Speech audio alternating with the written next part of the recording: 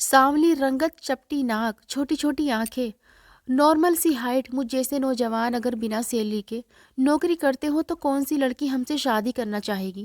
لیکن شاید کسی کو بھی اس بات پر وشواس نہ آئے۔ سنینا نے مجھ سے شادی کے لیے خود کہا تھا، حالانکہ وہ بہت ہی خوبصورت اور کم عمر لڑکی تھی اور دولت مند بھی تھی۔ لیکن میں نہیں جانتا تھا کہ شادی کے بعد جو حقیقت مجھ پر کھلنے والی ہے وہ میرے جینے کا حق ہی مجھ سے چھین لے گی۔ آج جو کچھ میری پتنی سنینا نے مجھے کہا تھا، میرا جی چاہا زمین پھٹے اور میں اس میں سما جاؤں، یا پھر خودکشی کر لوں، یا اپنی پتنی سنینا کا گلا دبا دوں۔ آج مجھے سنینا کی باتیں سن کر اپنے آپ میں بہت چھوٹا اور معمولی سا لگ رہا تھا، جتنا اس سے پہلے کبھی نہیں لگا تھا۔ میں آج بھی اپنے پرانے سے 2 کمروں کے گھر کے آنگن میں بیٹھا پھوٹ پھوٹ کر رو رہا تھا۔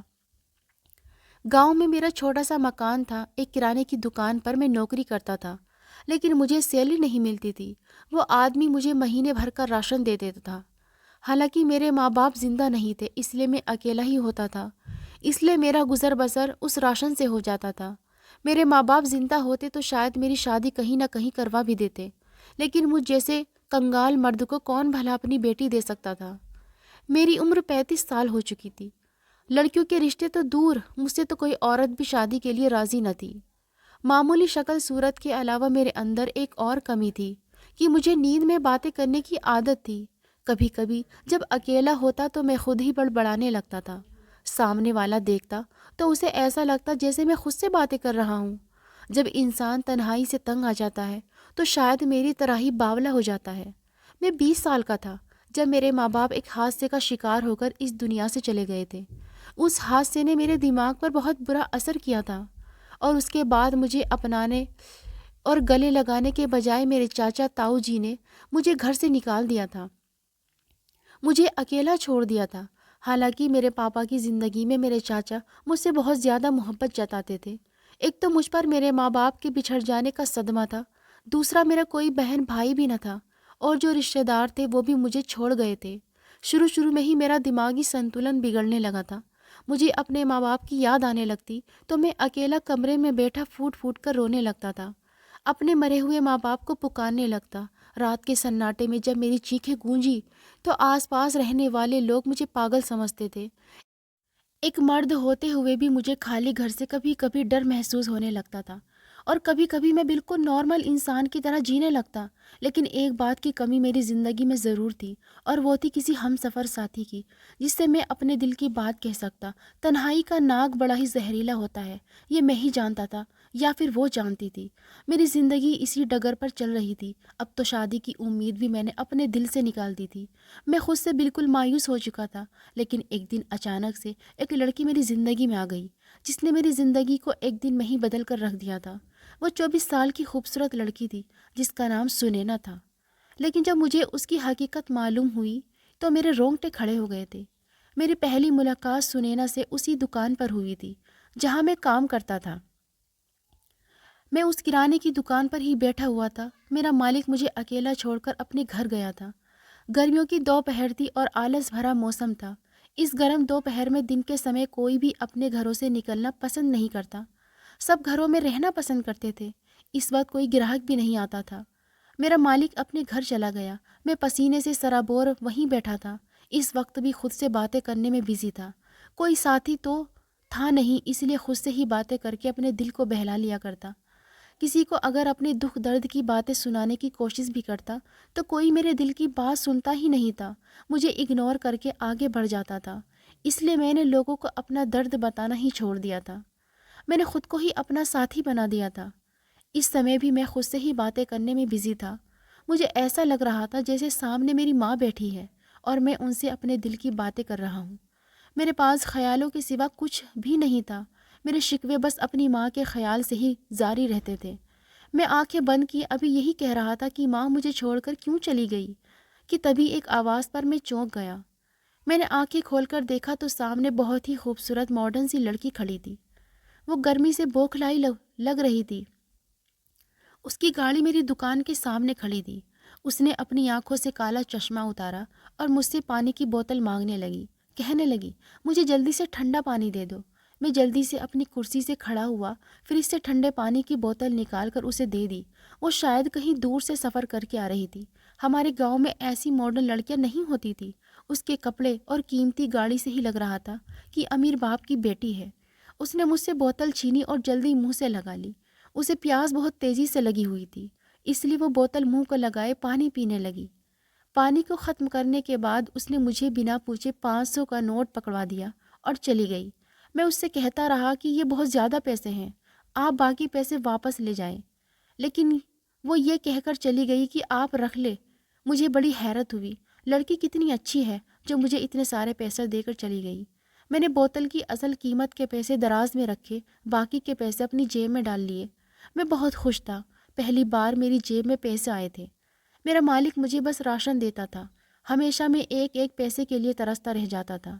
اگلے دن وہ لڑکی پھر سے دکان پر آئی اور مجھ سے بسکٹ اور جوس مانگنے لگی۔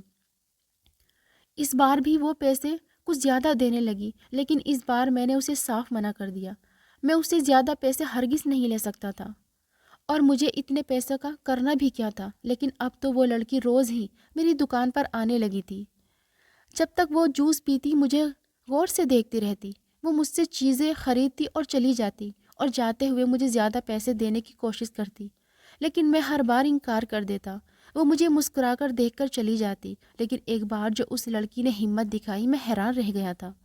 مجھے حیرت کا جھٹکا لگا جب وہ ایک بار میرے گھر تک پہنچ گئی۔ صبح صبح میرے گھر کا دروازہ بڑی زور سے کھٹکھٹایا گیا تھا۔ گرمیوں کا موسم تھا، اس لیے میں باہر آنگن میں ہی سو جایا کرتا تھا۔ میرے گھر کبھی کوئی آتا جاتا نہیں تھا، اس لیے میرے گھر کے دروازے پر دستک ہوئی تو پہلے مجھے اپنا وہم لگا تھا، لیکن اس کے بعد دروازے کو زور سے کھٹکھٹایا گیا۔ میں ہڑبڑا کر اٹھا اور جلدی سے چارپائی سے نیچے اترا۔ دروازہ کھولا، دیکھا تو سامنے وہی لڑکی کھڑی تھی۔ مجھے دیکھ کر بڑی حیرت ہوئی، وہ لڑکی اور میرے گھر، لیکن کیوں؟ میں ایسے اسے دیکھے جا رہا تھا۔ وہ مجھ سے کہنے لگی، کیا میں اندر آ سکتی ہوں؟ اس کی آواز سن کر میں اپنی حیرت سے باہر آیا۔ میں چونک کر پیچھے ہٹ گیا۔ وہ لڑکی میرے گھر میں آ گئی۔ اس کی گاڑی بھی باہر ہی کھڑی تھی جو مجھے نظر آ گئی تھی۔ مجھے لگا شاید وہ میری کچھ مدد کرنے آئی ہوگی، اپنی جان کا صدقہ وغیرہ دے کر چلی جائے گی۔ مجھ جیسے غریب پر کوئی ترس ہی کھا سکتا ہے، مگر جب میں اسے صاف منع کر دیتا ہوں تو وہ کیوں میرے پیچھے پڑی ہے؟ کسی اور کے ساتھ بھلا کر دے۔ مجھے پیسوں کی ضرورت نہیں تھی، لیکن جو بات اس نے مجھ سے کہی، حیرت اس کے سامنے چھوٹا سا شبد تھا۔ میں تو اپنی جگہ پتھر بن گیا تھا، ہل بھی نہیں پایا تھا، بنا آنکھیں جھپکائے اسے دیکھے رہا تھا۔ میں نے کہا، آپ شاید ہوش میں نہیں ہیں۔ میں نے اسے دیکھتے ہوئے کہا۔ مجھے لگا وہ کچھ غلط بول گئی ہے۔ وہ کم عمر خوبصورت لڑکی بھلا مجھ سے شادی کیوں کرنا چاہتی ہے؟ میں نہ تو امیر ہوں نہ ہی کوئی نوجوان، میں تو 35 سال کا مرد تھا، وہ بھی بالکل غریب۔ مجھے تو غریب بھی اپنی بیٹی دینے کو تیار نہ تھا، یہ تو پھر بھی امیر لڑکی تھی۔ پھر کیوں اس نے مجھ سے شادی کو کہا تھا؟ وہ کہنے لگی، میں تمہارے بارے میں سب کچھ جانتی ہوں، مجھے اس شادی پر کوئی اعتراض نہیں ہے۔ ایسا حسین تو کوئی سپنا ہی ہو سکتا ہے، حقیقت نہیں۔ میں نے کہا، آپ کیوں مجھ سے شادی کرنا چاہتی ہے؟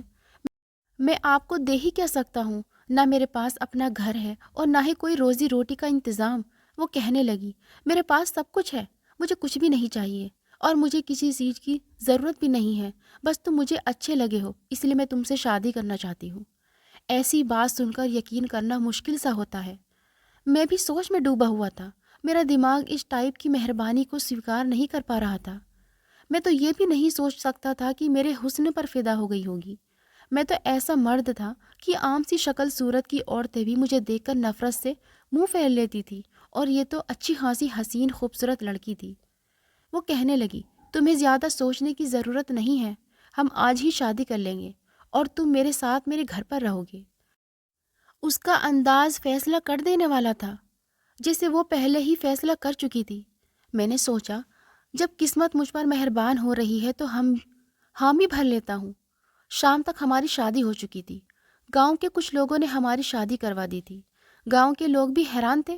میری قسمت پر شادی ہوتے ہی وہ مجھے اپنے ساتھ اپنے گھر لے گئی۔ پورا راستہ خاموشی سے گزرا تھا۔ اس لڑکی نے شادی کے بعد مجھ سے کوئی بات نہیں کی تھی، میں بھی چپ تھا۔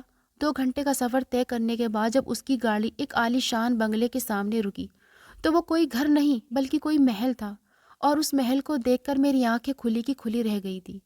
وہ لڑکی اتنی دولت مند تھی، خوبصورت تھی، کم عمر تھی، پھر بھی مجھ جیسے آدمی سے شادی کرنا اس کا کیا مقصد تھا؟ میری عقل اب اس بات کو سمجھ نہیں پائی تھی۔ جہاں جا کر گاڑی رکی تھی وہاں پہلے سے ہی 3 گاڑیاں اور بھی موجود تھی۔ وہ لڑکی گاڑی سے نیچے اتر گئی، مجھے گھر کے اندر آنے کے لیے کہنے لگی۔ میں گاڑی سے باہر نکلتے ہی ایک خوابوں کی دنیا میں قدم رکھ چکا تھا۔ لمبا چوڑا لان تھا جہاں طرح طرح کے رنگین پھول سجے ہوئے تھے۔ بنگلہ جتنا باہر سے خوبصورت تھا اتنا ہی اندر سے بھی تھا۔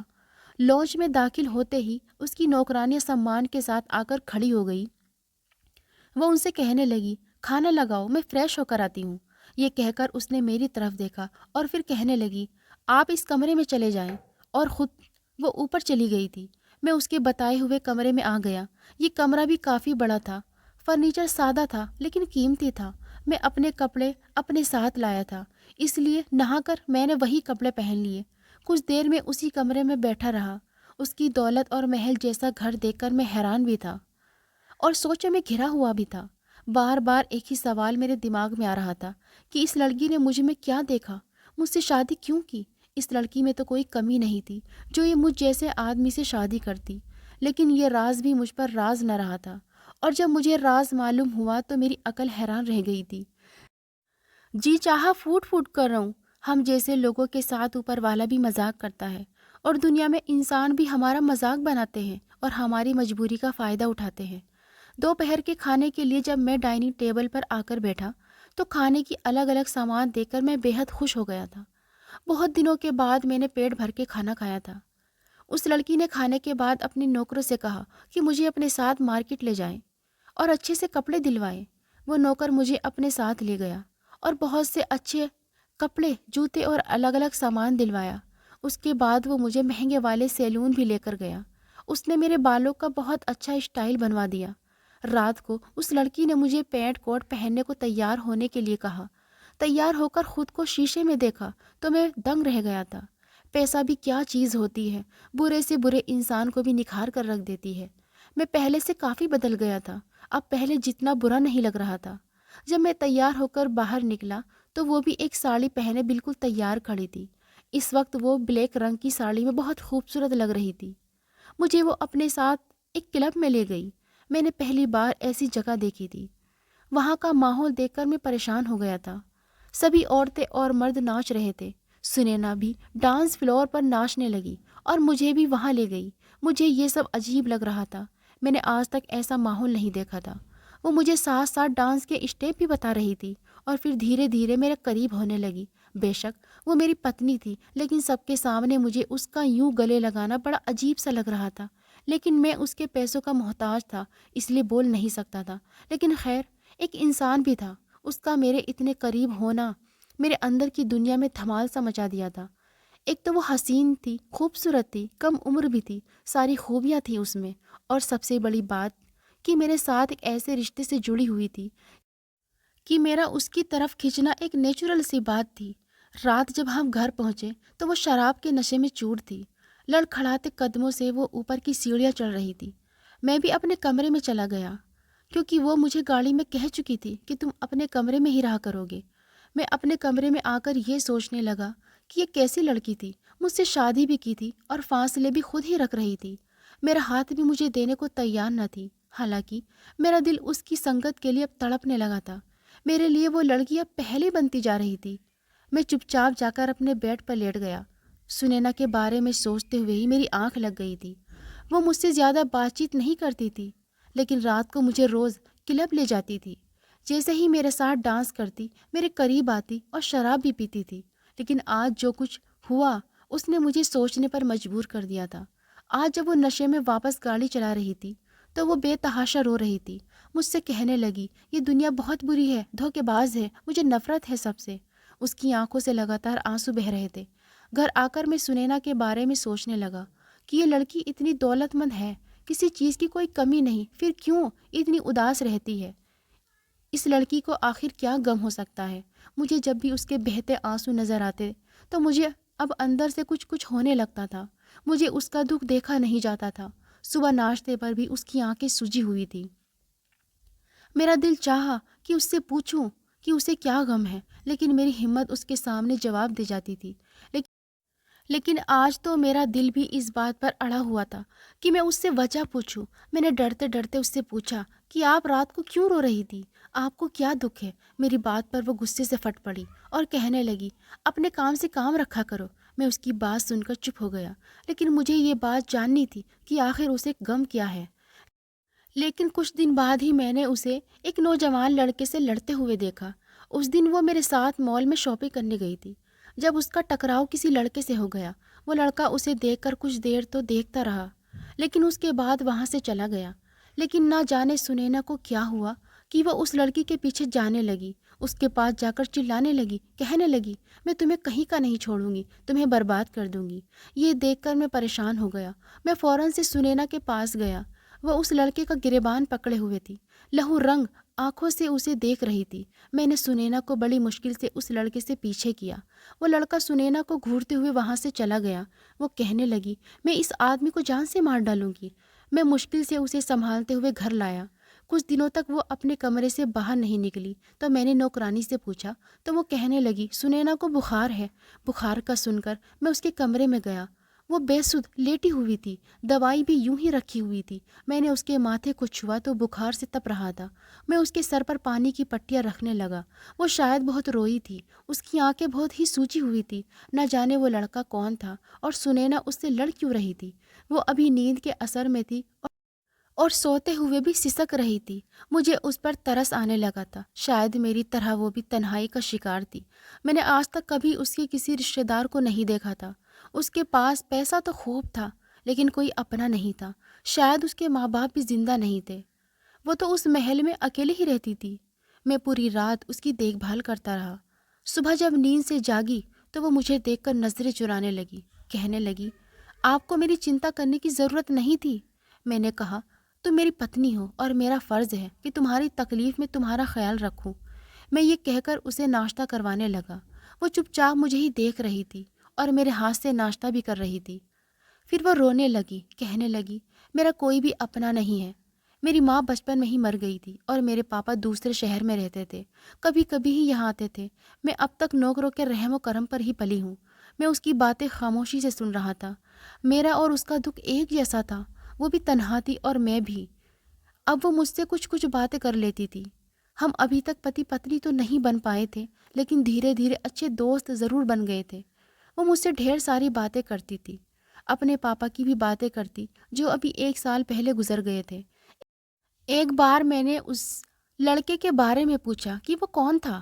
وہ چپ ہو گئی اور پھر اس کے چہرے پر غصہ سا دکھائی دینے لگا، کہنے لگی کہ مجھے اس آدمی سے نفرت ہے، مجھ سے اس کے بارے میں کچھ بھی بات مت کرو۔ میں نے بھی اس سے دوبارہ نہیں پوچھا، لیکن ایک بار میں یہ دیکھ کر چونک گیا کہ جب وہ لڑکا اس کے کمرے سے باہر نکل رہا تھا، مجھے حیرت ہوئی کہ وہ لڑکا سنینا کے گھر اور کمرے میں کیا کرنے گیا تھا۔ میں اس کے کمرے میں گیا تو وہ آج بہت خوش نظر آ رہی تھی، لیکن سنینا تو اس لڑکے سے نفرت کرتی تھی۔ لیکن جو بات سنینا نے مجھے بتائی وہ سن کر تو میرے ہوش اڑ گئے تھے، میرے پیروں تلے سے زمین نکل گئی تھی۔ سنینا کہنے لگی، یہ لڑکا میرا پہلا پتی تھا۔ یہ سن کر میں آنکھیں فاڑے اسے دیکھنے لگا۔ وہ کہنے لگی، میں نے اس سے ٹوٹ کر محبت کی تھی، محبت نہیں عشق کیا تھا، اور یہ بھی مجھے چاہتا تھا۔ ہم دونوں کی محبت کی شادی ہوئی تھی، لیکن اس کے بعد اس لڑکے کو اپنی پرسنل سیکرٹری سے محبت ہو گئی اور اس کی خاطر اس نے مجھے طلاق دے دی۔ میں بہت روئی تھی، اس کی بہت منتیں کی تھی، لیکن یہ نہیں مانا اور مجھے چھوڑ کر چلا گیا۔ اسے لگا میں اس کی یاد میں ہمیشہ روتی رہوں گی، خود کو برباد کر لوں گی، کسی کو بھی اپنا نہیں سکوں گی، کیونکہ اسے لگتا تھا کہ میں ساری زندگی اس کو محبت میں ہی تڑپتی رہوں گی۔ اور شاید یہ سچ بھی تھا، میں اس سے دیوانوں کی طرح محبت کرتی تھی، اور شاید یہ میری دیوانگی دیکھ کر ہی امید لگائے بیٹھا تھا کہ میں اس کی محبت میں خود کو تباہ برباد کر لوں گی، اور پھر میں نے ضد میں آ کر آپ سے شادی کی تھی، لیکن اس رشتے کو دل سے اپنا نہیں سکی، شاید اس لیے کہ میرے دل میں وہ کہیں نہ کہیں آج بھی موجود ہے۔ اور شاپنگ سینٹر میں اس آدمی نے میرے ساتھ آپ کو دیکھا تو اسے احساس ہوا کہ وہ بھی مجھ سے محبت کرتا ہے، اس لیے اب وہ میرے پاس آیا تھا کہ میں آپ سے طلاق لے لوں تو وہ مجھ سے دوبارہ شادی کر لے گا۔ میں کسی پتھر کی طرح اس کی باتیں سن رہا تھا۔ وہ مجھے صرف اس لیے یہاں لے کر آئی تھی تاکہ اپنے پرانے پتی کے دل میں دوبارہ اپنی محبت کو جگا سکے۔ ہم غریب پیدا ہی امیر لوگوں کے ہاتھ کو کھلونا بننے کے لیے ہوتے ہیں، جسے وہ جب چاہے ہم سے کھیلے اور جب چاہے ہمیں اپنی زندگی سے نکال سکتے۔ شاید اب وہ لڑکا سنینا کو پھر سے اپنا لے گا اور میرا کام شاید ختم ہو چکا تھا۔ اس سے پہلے سنینا مجھے کچھ اور کہتی، میں اس کے چہرے کی مسکراہٹ دیکھ کر سمجھ گیا تھا کہ اب وہ مجھ سے چھٹکارا چاہتی ہے۔ میں خاموشی سے اس کے کمرے سے باہر آ گیا تھا۔ میں بالکل ٹوٹ گیا تھا۔ میں کمرے میں آیا تو آئینے کے سامنے کھڑا ہو گیا۔ میرا سانولا رنگ، میرے عام سے نین نقش اس لڑکے کے مقابلے کچھ بھی تو نہیں تھے۔ وہ مجھ سے کہیں زیادہ خوبصورت اور ہینڈسم تھا، دولت مند بھی تھا، اور سب سے بڑی بات سنینا کی محبت۔ میں نے اپنے بہتے ہوئے آنسو صاف کیے اور اپنا سامان اٹھایا جو میں اپنے ساتھ لایا تھا۔ میں نے بس ایک خط سنینا کے نام لکھا اور وہاں سے واپس اپنے گاؤں چلا گیا۔ میں اب سنینا سے محبت کرنے لگا تھا، لیکن میں جانتا تھا کہ وہ اس لڑکے کو ہی چاہتی ہے، اس لیے سنینا کے منہ سے یہ نہیں سن سکتا تھا کہ وہ مجھ سے اپنے منہ سے طلاق مانگے۔ اس لیے میں اسے خط لکھ کر دے آیا تھا کہ کچھ دن بعد ہی اسے طلاق کے کاغذات دے دوں گا تاکہ وہ اپنے پرانے پتی سے دوبارہ شادی کر سکے جو اس کی محبت ہے۔ مجھ میں اتنی ہمت ہی نہ تھی کہ میں اسے سامنے سے طلاق دیتا۔ گھر پہنچ کر میں بہت پھوٹ پھوٹ کر رویا تھا۔ میری قسمت میں شاید یہی تنہائی لکھی تھی۔ میں نے سوچا تھا کہ میں 2 دن کے بعد سنینا کو طلاق کے کاغذات بھجوا دوں گا، لیکن صبح میرے گھر کا دروازہ بڑی زور سے بج رہا تھا۔ میں ہڑبڑا کے اٹھا، میں نے دروازہ کھولا تو سنینا سامنے کھڑی تھی اور رو بھی رہی تھی۔ وہ میرے گھر میں بڑے غصے سے داخل ہوئی تھی اور میرے سامنے ہی وہ خط دیکھا جو میں اس کے لیے چھوڑ کر آیا تھا۔ میری آنکھوں کے سامنے پھاڑ دیا، کہنے لگی، آپ بھی مجھے چھوڑ کر چلے آئے، آپ نے بھی مجھے تنہا کر دیا، آخر ایسا کیوں کیا آپ نے؟ میں نے ایسا کیا جو آپ مجھے اتنی بڑی سزا دینا چاہتے ہیں، مجھے کیوں طلاق دینا چاہتے ہیں؟ میں نے کہا، تم اس آدمی سے محبت کرتی ہو اور وہ بھی تو تمہیں اپنانا چاہتا ہے، اور پھر وہ تمہارے برابر کا ہے، خوبصورت ہے، دولت مند ہے، بالکل تمہارے جیسا ہے۔ میں بھلا کہاں تمہارے قابل ہوں؟ نہ میں خوبصورت ہوں، نہ ہینڈسم ہوں، اور نہ ہی دولت مند ہوں۔ میری بات سن کر وہ میرے سامنے آ کر کھڑی ہو گئی، کہنے لگی، آپ کو کیا لگتا ہے جو مجھے پہلی بار بسا نہ سکا وہ دوسری بار بسائے گا؟ ہاں، میں نے اس سے محبت کی تھی، لیکن اس نے نہیں کی تھی۔ وہ سیلفش تھا، اسے خود کی پرواہ تھی، اسے خود سے محبت تھی۔ وہ سمجھتا تھا میں اس کے ٹھکرائے جانے کے غم کو سینے سے لگا لوں گی اور اپنی زندگی یوں ہی تڑپتے ہوئے گزار دوں گی۔ اسے تکلیف یہ ہوئی کہ میں نے آپ سے شادی کرتے وقت خوبصورتی کو پہلے نہیں دیکھا، اور بس یہی بات اسے برداشت نہیں ہوئی۔ میں اس لیے خوش تھی، وہ ہمیشہ کے لیے خود سے سوال کرتا رہے گا کہ میں نے اس کے سامنے جس انسان کو لا کر رکھا، اس کے مقابلے جس انسان کو چنا، وہ اس سے بالکل الٹ ہے۔ اب وہ اسی آگ میں جلتا رہے گا کہ آپ کے اندر ایسی کیا خوبی تھی جو میں نے اس کا غم دل سے لگانے کی بجائے آپ کو اپنا ہم سفر چن لیا۔ وہ اسی آگ میں جلتا رہے گا، اس کو لگے گا شاید میں آپ سے محبت کی شادی کی ہوں کیونکہ آپ کے پاس خوبصورتی اور پیسہ نہیں ہے جسے دیکھ کر میں آپ سے شادی کرتی۔ ایک عام سے نین نقش والے عام سے لڑکے سے شادی میں تبھی کر سکتی ہوں جب مجھے اس سے محبت ہوگی، اور یہی درد میں اسے دینا چاہتی تھی۔ ٹھیک ہے، میں مانتی ہوں کہ میں نے آپ سے شادی ضد میں کی ہے، لیکن جو فکر اور محبت آپ مجھے دکھاتے ہیں، آپ کسی دوستوں کی طرح میری ساری باتیں سنتے ہیں، میرے دل میں آپ کا استھان بہت اونچا ہو چکا ہے۔ میں آپ کے بغیر رہنا نہیں چاہتی۔ مجھے آپ جیسے دوست کی ضرورت ہے جسے میں اپنے دل کی بات بنا جھجک کر کہہ سکوں۔ وہ میرا ہاتھ تھام کر بولی، پھر کہنے لگی، آپ میرے ساتھ چلیں، میں آپ کے بغیر نہیں رہوں گی۔ میں نے سنینا کو سمجھنے میں غلطی کی تھی۔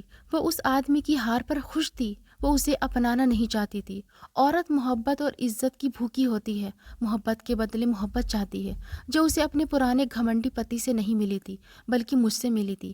اگر آپ کو ہماری آج کی کہانی پسند آئی ہے تو اسے لائک کریں اور اپنے دوستوں کے ساتھ شیئر کریں، اور ہاں، چینل پر نئے ہیں تو پلیز چینل کو ضرور سبسکرائب کریں۔